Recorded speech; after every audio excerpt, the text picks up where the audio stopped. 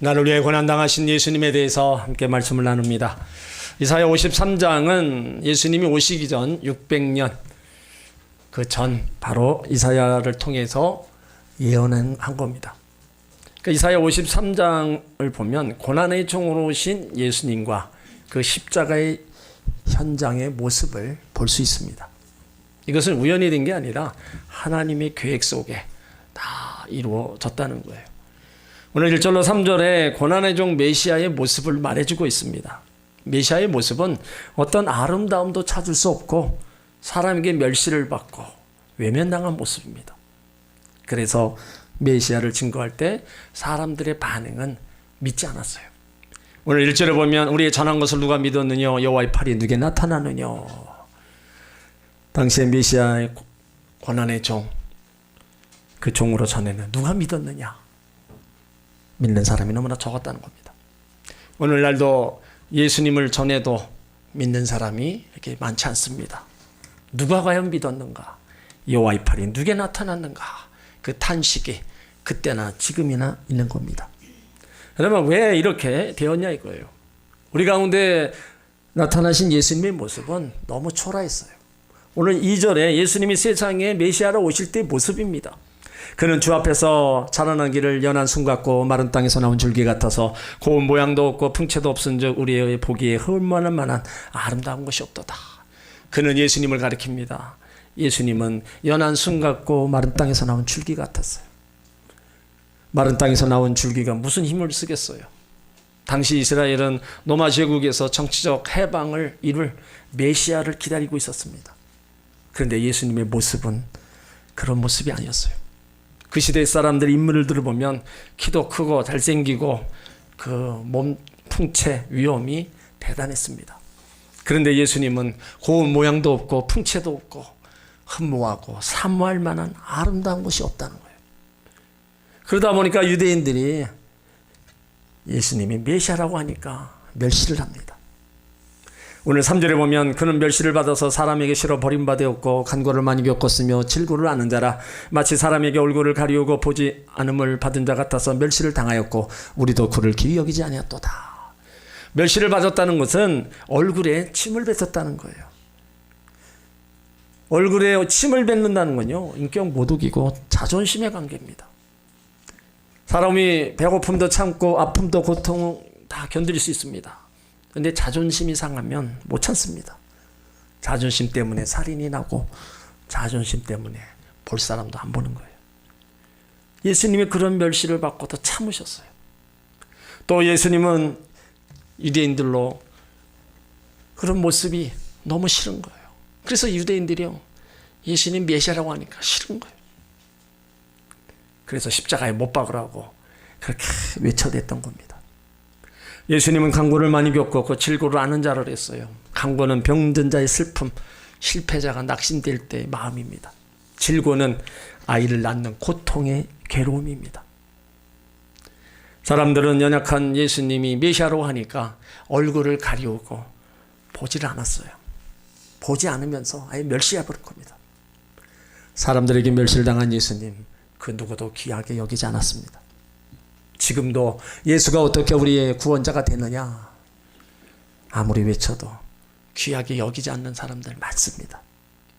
우리 가운데 구원의 은총을 주신, 구원의 은혜를 주신 그분은 바로 예수 그리스도밖에 없어요. 그래서 사도행전 4장 12절에도 다른 이로서는 구원을 얻을 수 없나니 천하 인간의 구원을 얻을 만한 다른 이름을 우리 가운데 주신 적이 없다는 겁니다. 예수 그리스도만이 우리의 유일한 구원자이심을 믿으시길 바랍니다. 오늘 4절에 보면 예수님이 우리를 구원할 메시아로 우리를 질고 슬픔을 당하셨는데 사람들은 생각하기를 그는 징벌을 받아서 하나님에게 맞으며 고난을 당한다. 그러니까 질고란 육체적 고통, 영적 고통, 심리적 고통을 다 말합니다. 슬픔이라는 것은 인생의 고난으로 인한 슬픔과 비애예요. 예수님이 질병과 슬픔과 고통을 담당하시고 바로 하나님께 징계를 받은 겁니다. 그런데 무지한 사람들은 예수님이 멸시받고 천대받고 십자가에 달려 돌아가신 게 자신의 죄 때문에 자기가 지은 죄에 대한 보응이라고 생각을 합니다. 절대로 그렇지 않죠. 우리의 질고 바로 슬픔 다 예수님이 짊어지신 겁니다. 여기에 중요한 구원의 교리를 하나 발견하는 겁니다. 예수님이 나의 질고와 슬픔과 죄를 대신해서 십자가에 달리셨다는 것을 믿는 사람은 구원을 받습니다. 그러나 예수님 자신이 죄 때문에 매맞고 멸시받고 십자가에 죽었다고 생각하는 사람은 구원을 받지 못하는 겁니다. 예수가 구원자가 아니고 예수님이 자기 죄 때문에 그렇게 모진 고통과 고난을 받고 십자가에 죽었다. 죽어도 싸다. 여러분, 그렇게 생각하는 사람도 많이 있어요. 그런 사람들에게는 절대로 구원이 임할 수 없는 겁니다. 우리는 왜 예수님이 고난을 당하셨는가를 우리는 분명히 알아야 됩니다. 오늘 5절에 그 말씀을 기록해 놓고 있는 거예요. 그가 찔림은 우리의 허물을 인하며 그가 상함은 우리의 죄악을 인함이라. 그가 징계를 받음으로 우리가 평안을 누리고 그가 채찍에 맞음으로 나음을 입었도다. 그가 찔림은 우리의 허물을 인합니다. 예수님은 우리의 많은 허물을 인하여 십자가에 달려 돌아가셨습니다. 허물은요, 모르고 범한 죄입니다. 세상에 허물 없는 사람 하나도 없어요. 알게 모르게 부지중에 짓는 죄가 많습니다. 그리고 허물은 하나님 배반하고 하나님을 반역하며 살아온 나의 모습, 우리의 모습입니다. 하나님 앞에서 우리가 손으로 지은 죄, 발로 지은 죄, 생각으로 지은 죄가 얼마나 많습니까? 말과 행동으로 죄를 지으며 내 뜻과 내 고집대로 살아온 게 얼마나 많아요. 허물 많은 인생 그대로 하나님 앞에 설 수가 없는 거예요. 그래서 예수님이 가신 면류관의 찔림으로 바로 우리의 모든 허물이 용서된 겁니다. 사랑하는 성도 여러분, 예수님 가신 면류관의 찔리심으로 우리의 허물을 다 용서해 주심을 믿으시길 바랍니다. 예수님이 또 우리의 죄악을 담당하시려고 십자가의 고난을 당하신 거예요. 그가 상함은 우리의 죄악 때문이다. 이 상함은 짓밟혀 뼈가 완전히 으스러지는 치명적인 상태를 얘기합니다. 그러니까 메시아가 십자가 고통당할 때 사람이 있는 뼈 중에 아프지 않는 뼈가 하나도 없었 정도였다는 거예요. 그러니까 예수님의 모습이 일그러져 말로 형용할 수 없어서 본 사람들은 다 놀랐다는 거예요. 도대체 무엇 때문에 예수님이 저렇게 고통을 당하시는가? 왜 십자가의 고난을 저렇게 당하셔야 되는가? 우리가 하나님 앞에 지은 죄 때문입니다. 아담과 하와 이후 인간의 역사는요, 죄로 물든 역사였어요. 그래서 결국은 죄가 사망을 낳는 겁니다. 그 죄가 인간을 지옥으로 끌고 가는 도구고 영원한 멸망을 가져왔어요. 죄가 하나님과 우리 사이에 건널 수 없는 수렁을 만들어 놓고 담을 쌓았습니다. 이 죄가 없는 사람이 누가 있겠어요? 성경은 의인은 없나니 한 사람도 없다고 우리 가운데 말씀하고 있어요. 여러분, 죄와 죄악은 비슷한 것 같지만 그 뜻이 달라요. 잘못인 줄 알면서 인간의 의지가 약해서 할 수 없이 팔려가는 것을 죄라고 합니다.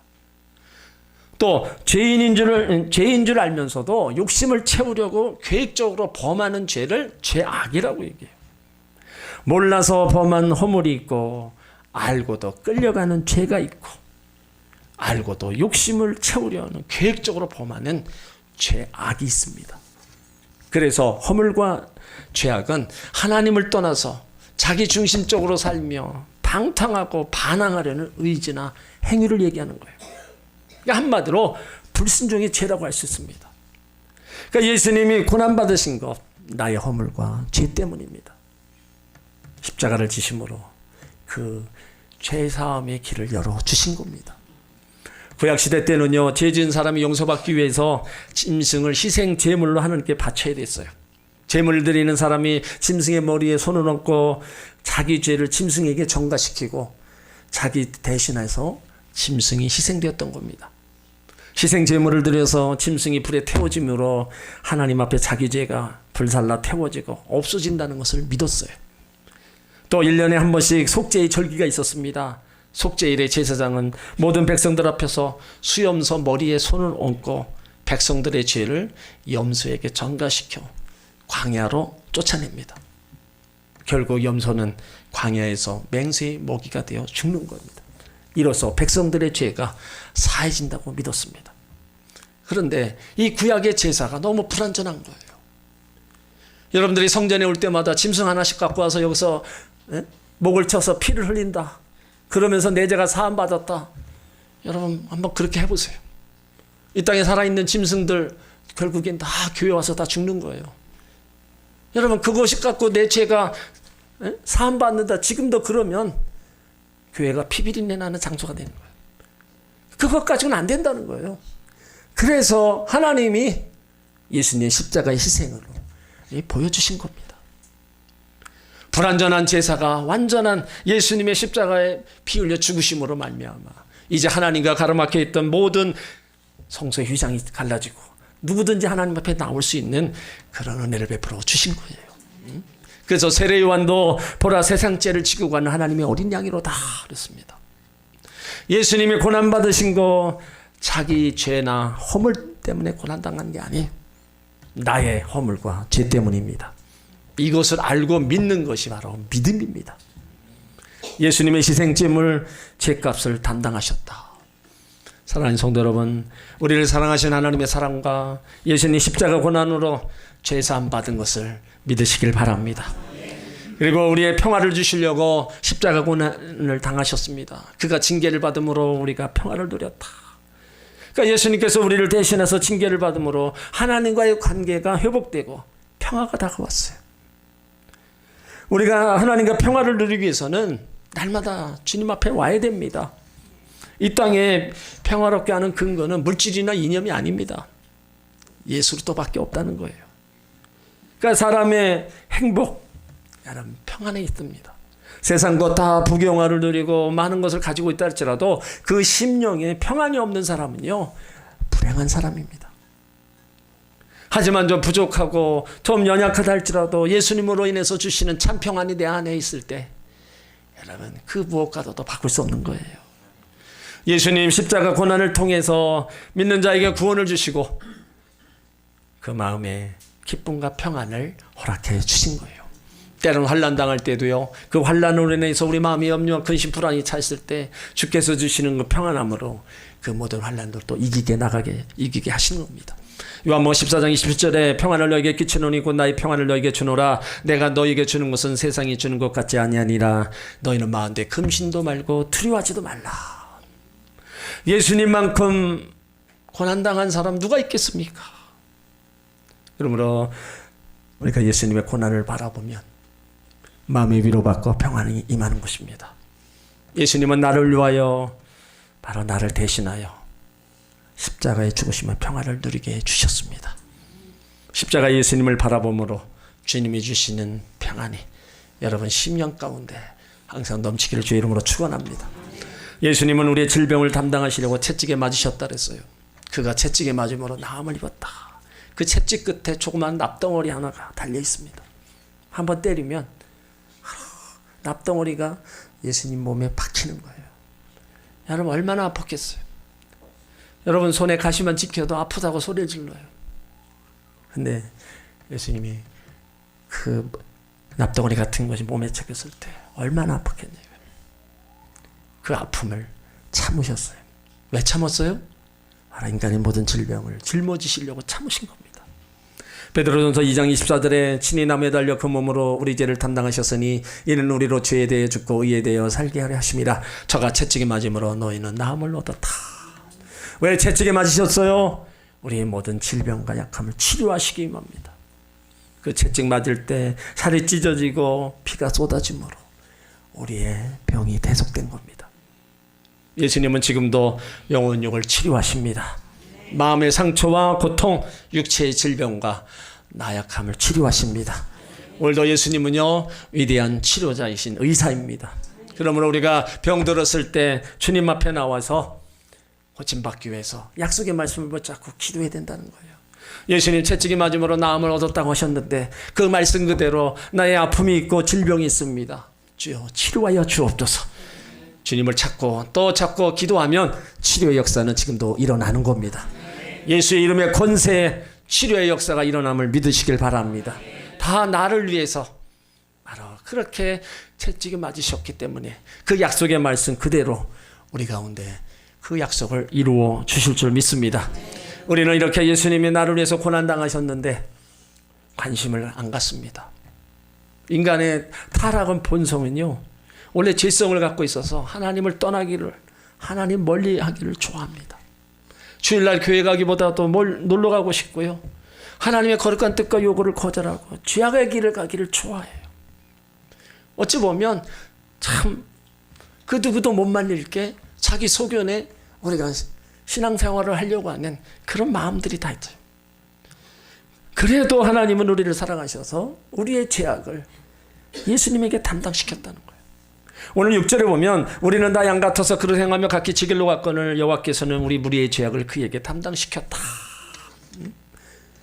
우리는 무지하여 함부로 죄를 짓고 다니고 가고 싶은 곳에 가고 철없는 양처럼 그릇 행하며 제멋대로 하고 싶은 거 다 하며 살아왔어요. 그런데도 여호와께서는 우리의 죄악을 예수님에게 담당시킨 겁니다. 여러분, 이게 복음이에요. 예수님이 우리의 죄악을 담당했다는 것이 하나님의 구원 방법입니다. 우리가 어떤 죄를 지었다 하더라도 예수님에게 우리 죄를 돌리는 거예요. 죄 있는 사람, 불의한 사람의 죄를 다 예수님에게 담당시켰다는 거예요. 세상에 종교가 많지만요, 우리 죄를 용서해 주는 종교는 없습니다. 그러므로 우리가 죄를 용서받았다 생각할 때 여러분 감사해야 돼요. 때론 그래요. 내가 무슨 죄를 그렇게 크게 졌냐고. 내가 선하게 살고 죄 안 짓고 남에게 해코지 안 하고 바르게 살아왔는데 내가 무슨 죄가 있냐고 그런 얘기하는 사람이 있습니다. 근데 성경은 의인은 없다, 한 사람도 없다고 얘기하고 있어요. 이미 모태로부터 죄 중에 잉태되고 죄 중에 출생하고 죄악 가운데 살 수밖에 없는 그러한 인생으로 이미 우리를 만들어 놨어요. 그런 가운데 우리가 예수 그리스도 하나님의 은혜로 말미암아 그 죄를 용서받고 하나님 자녀 되었다. 여러분, 이거는 우리가 감사하지 않을 수 없는 겁니다. 내가 내 죄를 용서했다. 용서했으니 용서받으면 되는 겁니다. 내 죄를 용서해 준다는데 안 믿는 거, 이게 문제라는 거예요. 속죄 교리는요, 기독교밖에 없습니다. 그러면 내가 어쩌다 이런 복을 받았는가 한번 생각해 봐야 돼요. 예수를 오래 믿으면 좀 약화될 것 같지만 아닙니다. 예수를 믿으면 믿을수록 내 죄가 용서받았다는 사실에 우리는 더 감사해야 됩니다. 내 죄를 짊어지시고 죽으시고 내 그 수많은 죄를 완전히 사라지게 하고 흰 눈과 양털같이 씻어주시고 동이 서에서 먼 것처럼 완전히 멀리 옮기시고 용서해 주셨다. 이게 바로 복음이라는 겁니다. 우리의 죄가 용서받은 건 내 공로 아닙니다. 하나님이 하신 거예요. 그것이 바로 하나님의 은혜와 사랑인 겁니다. 그런 하나님의 은혜와 사랑을 이제 우리가 받았다면 우리는 빚진 자의 삶을 살아야 돼요. 복음의 빚진 자. 신앙생활이 하는 것은요, 하나님의 은혜를 기억하면서 나는 빚진 자로서 예수를 위해서 어떻게 살아야 되는가, 그 은혜를 어떻게 보답해야 되는가, 그것을 생각하고 사는 그리스도인이 되어야 됩니다. 우리는 어떻게 살아야 됩니까? 고린도서 5장 15절에 저가 모든 사람을 대신하여 죽으심은 산 자들로 하여금 다시는 저희 자신을 위해 살지 않고 오직 저희를 대신하여 죽었다가 다시 사신 자를 위하여 살게 하려 하십니다. 예수님이 모든 사람을 대신하여 십자가에 죽으셨어요. 산 자로 하여금 예수 믿고 살아난 하나님의 자녀들은 다시 자신을 위해서 살지 않고 저희를 대신하여 죽었다가 다시 사신 자를 위해서 살아야 되는 거예요. 예수를 위해서 살아야 되는 겁니다. 살아도 죽어도 하나님 영광을 위해서 살아야 되는 거예요. 사도 바울이 고백합니다. 갈라디아서 2장 20절에 내가 그리스도와 함께 십자가에 못 박혔나니 그런즉 이제는 내가 산 것이 아니요 오직 내 안에 그리스도께서 사신 것이라. 이제 내가 육체 가운데 사는 것은 나를 사랑하사 나를 위하여 자기 몸을 버리신 하나님 아들을 믿는 믿음 안에서 사는 것이다. 이 고백이 여러분의 고백이 되시길 바랍니다. 나를 사랑하사 하나님이 버리신 예수 그리스도, 그 아들을 믿는 믿음 안에서 살아야 되는 거예요. 그러니까 우리가 믿음 안에서의 삶을 벗어나면 여러분 하나님의 사랑, 그 은혜도 멀어지는 거예요. 우리는 사순절을 보내면서요, 예수님이 왜 고난을 당하셨는가를 생각해 봐야 돼요. 자, 다른 거 아닙니다. 나 때문이에요. 우리 때문에 고난받고 그렇게 십자가에 처절하게 죽으신 거예요. 다른 사람을 위한 거라면 우리가 예수 믿을 필요 없습니다. 하지만 바로 나 때문이라는 거예요. 그래서 구원은 나와 하나님과의 관계입니다.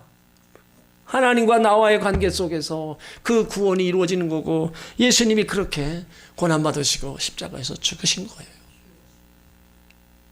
그런 사랑, 그 은혜, 여러분, 하나님이 우리 가운데 베풀어 주신 겁니다. 우리는 처음이란 말과 초심으로 돌아가자 말을 해요. 교회에서는 초대교회로 돌아가자. 이 말은 지금 많이 변하고 토색하고 오염되고 식어져 갔으니까 다시 옛날의 감격, 순수한 감동을 되찾자는 말입니다. 여러분, 시간이 지나면 다 변하고 식어지게 돼 있습니다. 감동, 시간 지나면 다 식어집니다. 뜨거웠던 사랑도 시간 지나면 밋밋해지고, 아름다운 시간도 지나면 다 변해버립니다. 신앙도 시간이 지나면 식어집니다. 첫사랑, 우리가 얼마나 감격이고 새로웠습니까? 근데 그것이 신앙생활이 계속되면서 나도 모르게 식어지는 거예요. 여러분, 다른 것은 다 식어져도요, 신앙이 변하거나 식어지면 안 됩니다. 신앙생활은요, 나이가 들수록 신앙의 연수가 높을수록 더 열심을 내야 되는 거예요. 로마서 12장 11절에도 부지런하여 게으르지 말고 열심을 풀고 주를 섬기라 당부하고 있습니다. 우리 예수 믿는 사람들 성도라고 그러죠. 성도는 거룩한 백성, 구별된 자, 하나님 자녀라는 겁니다. 우리는 세상 사람과 똑같은 세상에 살고 있지만 사는 세계가 다르고 사는 맛이 다릅니다. 성도들은 세상 사람들이 맛보지 못하는 것을 보고 듣지 못하는 하나님의 음성을 듣고 세상 사람들이 맛보지 못하는 신령한 세계를 맛보며 사는 존재들입니다. 우리는 세상 사람들이 없다고 하는 하나님이 있다고 믿고 사는 사람들이에요. 보이지 않는 천국을 보이는 내 집처럼 여기고 기다리며 살아갑니다. 사람들이 모여 죽음이 무덤으로 끝난다고 슬퍼했지만 우리는 죽음이 천국 가는 길로 소망 가운데 사는 존재들이에요. 그러니까 사는 목적이 다르고 사는 방법이 다르고 가는 코스가 다르고 우리의 마지막 충착점이 다릅니다. 그렇다면 우리는 세상 사람들과 다르게 살아야 됩니다. 구별된 백성으로. 구별된 백성이 뭡니까? 주일 하나님 전에 와서 예배하는 것, 구별된 백성의 모습입니다. 선하게 살아가는 거, 주님의 사랑을 또 전하며 살아가는 거, 예수 그리스도를 전하며 살아가는 거, 구별된 백성의 아름다운 모습이에요. 그런 것은 세상 사람들이 못합니다. 믿는 사람이 할 수 있는 거, 그것이 바로 하나님 자녀들이 해야 될 일이에요. 십자가의 은혜, 하나님의 사랑 어떻게 주어졌어요? 바로 하나님의 사랑과 십자가의 은혜로 우리 가운데 임하여 주셨습니다. 우리는요, 예수 때 십자가 은혜를 입은 사람들이에요. 이 십자가의 은혜보다 더 큰 은혜는 없습니다. 예수님이 십자가의 고난을 받지 않았다면 소망이 없었을 겁니다. 그러나 예수님이 우리를 위해서 고난과 슬픔과 징벌과 징계와 채찍에 맞음으로 우리 가운데 구원을 베풀어 주셨고 참 자유와 평안과 영원한 생명을 얻게 된 겁니다. 여러분, 예수님 고난, 십자가의 죽으심 바로 나 때문인 것을 아시길 바랍니다. 그래서 더욱 십자가의 은혜를 감사하며 이제 그 십자가의 은혜 밖에 있는 이들에게 여러분 전해 주셔야 돼요. 가족들에게 전해야 되고요, 형제들에게 전하시길 바랍니다. 그렇다고 그들도 똑같이 십자가의 사랑과 은혜를 알고 바로 구원의 반열에 서게끔 또 만들어야 될 책임이 여러분에게 있다는 겁니다. 사랑하는 성도 여러분, 모두 십자가의 은혜를 기억하며 신앙생활 잘 하셔서 이 땅에서도 때를 따라 돕는 은혜와 복을 받아 누리시고 예수님이 계신 그 영원한 하나님 나라의 영광을 얻으시기를 주의 이름으로 축원합니다.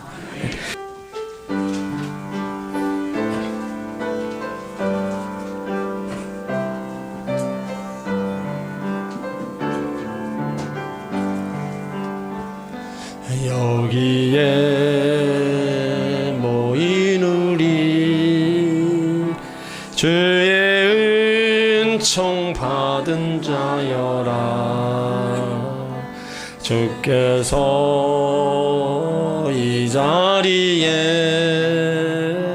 함께 계심을 아노라. 언제나 주님만을 찬양하며 따라가리니 시험을 당할 때도 함께 계심을 믿노라. 이 믿음도 굳세라. 주가 지켜주신다. 어두운 밤에도 주의 밝은 빛 인도하여 주신다. 여기에 모인 우리 사랑받는 주의 자녀라. 주께서 뜻하시니 우리를 통해 펼치신다. 고통과 슬픔 중에 더욱 주님 의지하오니 외로움을 이겨내고 주님 더욱 찬양하라. 이 믿음도 굳세라. 주가 지켜주신다.